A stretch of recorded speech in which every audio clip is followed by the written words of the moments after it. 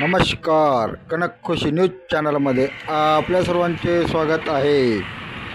19 April 2024 Ramtek Lok Sabha मतदारसंघातील सायंकाळचे 5 वाजतापर्यंत हिंगणा क्षेत्रामध्ये 41.80% मतदान झाले, तर कामठीमध्ये 52.48% मतदान झाले, काटोलमध्ये 53.85% मतदान झाले, तर रामटेकमध्ये 59.26% मतदान झाले, सावनेरमध्ये 51.38% मतदान झाले, तर सर्वात जास्त उमरेडमध्ये 60.74% मतदान सायंकाळचे 5 वाजतापर्यंत झालेले होते।